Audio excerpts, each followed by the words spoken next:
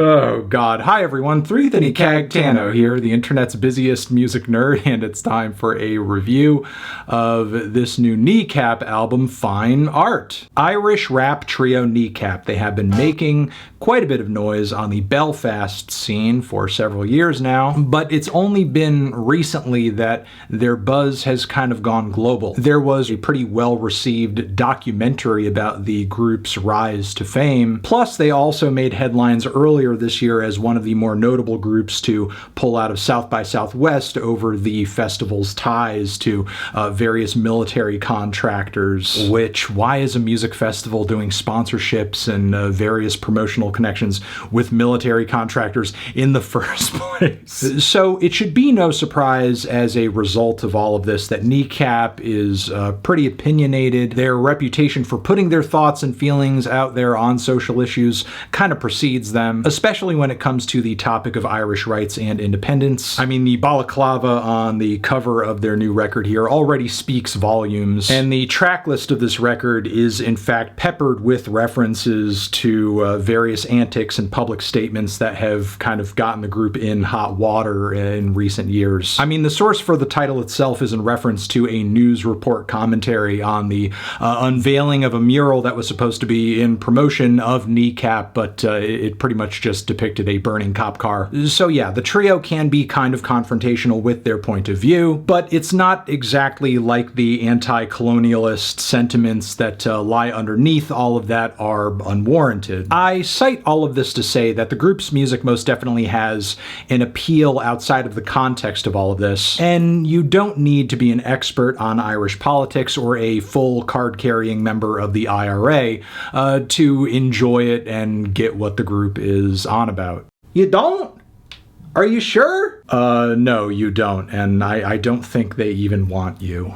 Aww. But yeah, the language barrier on this record isn't even that impenetrable, as the lyrics across the album are a pretty even mix of English and Irish Gaelic. And despite that lingual separation on various tracks of the record, there's actually a lot of lyrical focus going on with each track. And what's even more impressive is that the entire record itself progresses along kind of like a story. It's not a massive epic novel or work of fiction or anything like that, but there are narrative and theatrical little interludes interwoven in between many of the tracks that move us from theme to theme, concept to concept, plus shoulder to shoulder. Each song idea and theme kind of has an overlap conceptually with the following song, so it's kind of easy to pass the baton on from one track to the next. The intro to the record 3 Kag is not just the title of the group's last album, but also an often used reference to MDMA that is made throughout this project. And yeah, this track is a kind of an epic and spacey start to the album overall. It's like a very atmospheric drill beat that's topped with lots of plucky, weepy Irish folk instrumentation. Not a combo that I would say is working for me personally, but the track is a decent tone setter in terms of like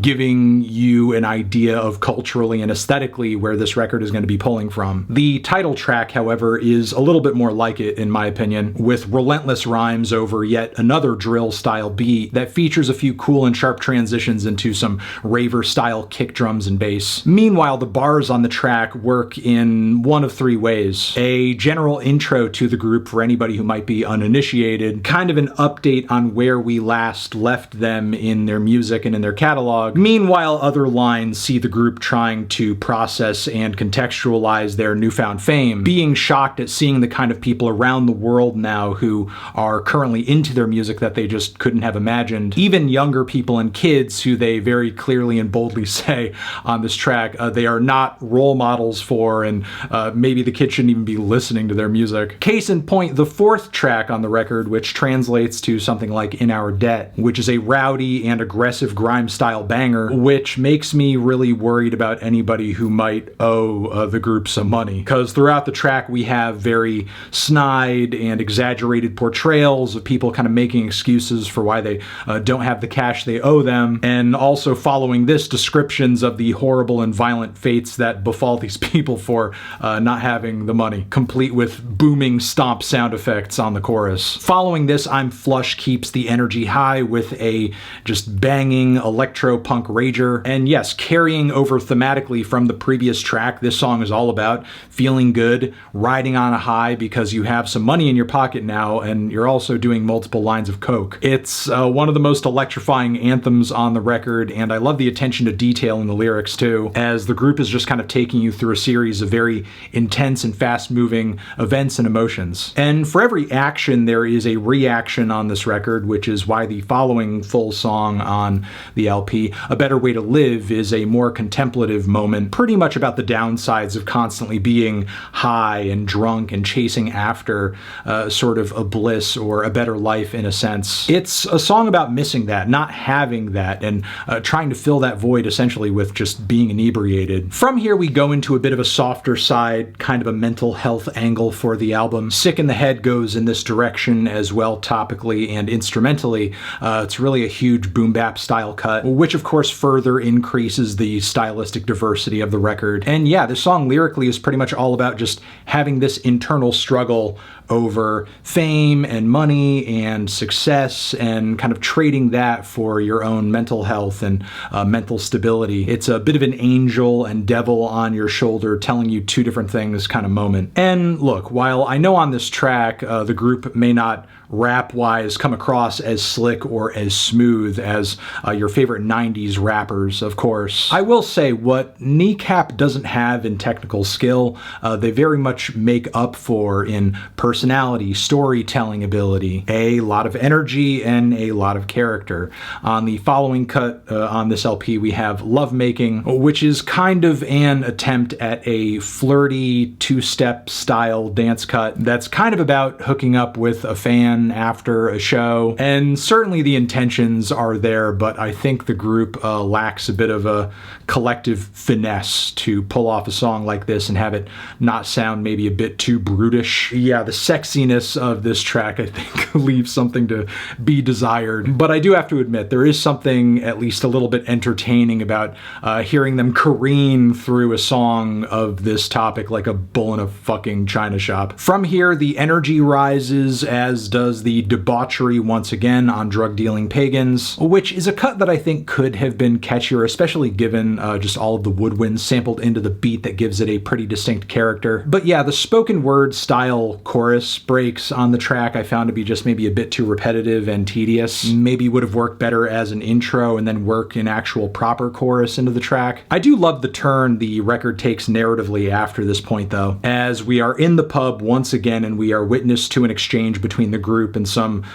British upper class sounding twit. Pretty much a caricature of a guy who's trying to get them to come back to London to record a track that will win them some awards and maybe some commercial success too. And this trip, this geographical transition, leads to a song that is all about one of the members getting lost in London during a coke binge, of course. The track is fun, it's fast-paced, it's intense, and I just love how the group continues to balance song and story so well across the record, because in terms of rhythm and music and chorus, it's really sharp, it's catchy, it's straightforward, and yet the group still manages to work in a narrative that kind of keeps you on the edge of your seat. Thematically, the following track, Parful, is maybe a bit too on the nose for my taste, but it's an admirable attempt at exploring raving and partying and electronic music as a means of easing tensions between groups of Irish youth who grew up in the context of the sectarian violence of the Troubles. Rhino Ket is essentially a story song, again, about a ketamine heist that